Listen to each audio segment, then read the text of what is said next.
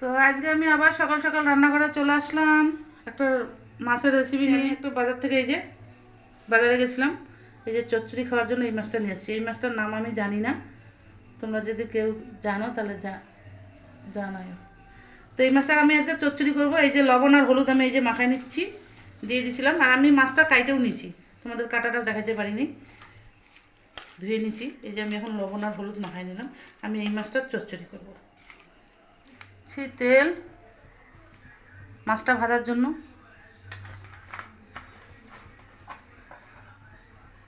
মাছগুলো এই যে দিয়ে দিচ্ছি।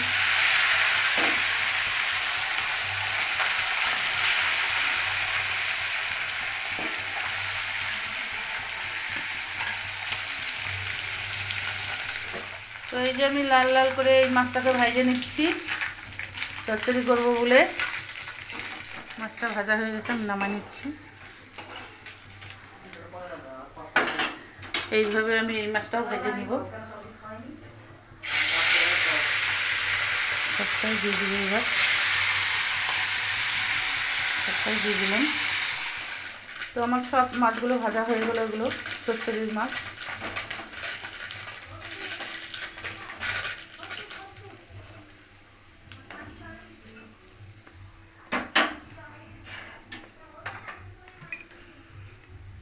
করার জন্য দিয়ে দিচ্ছি 5 ফোড়ন, দিয়ে দিচ্ছি একটা তেজপাতা,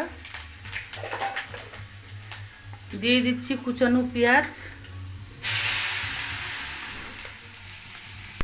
লাল লাল করে পেঁয়াজটা একটু ভাজে নেব। মাছের চচ্চড়িতে দিয়েছি হচ্ছে এই যে আলুগুলো আমি এইভাবে কাটে নিয়েছি, আর 2-3টা বেগুন ছিল, সেটাকেও আমি লম্বা লম্বা করে কাটে নিয়েছি। তো এই যে আমি এখন দিয়ে দিচ্ছি এগুলো।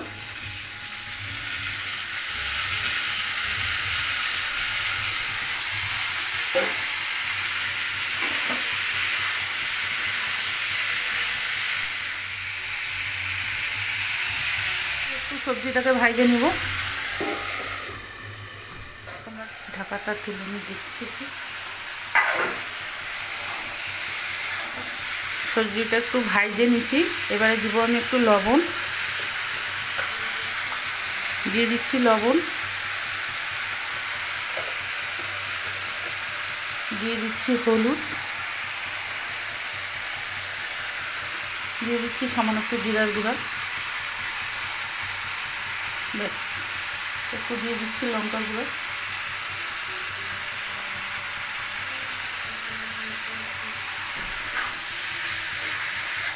দিয়ে দিচ্ছি লঙ্কা,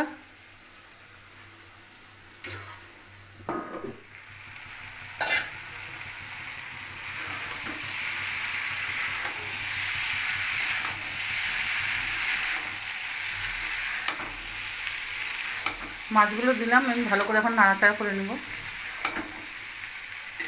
চচ্চড়িটা হয়ে আসছে। ধনে পাতা থাকলে ধনে পাতা দেওয়া যায়। তারপরে আর একটু ঢাকা দেবো।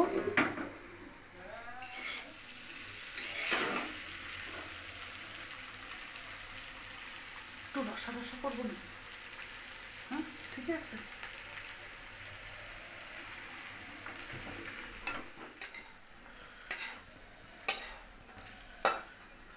মাছের চচ্চড়ি আমার হয়ে গেল।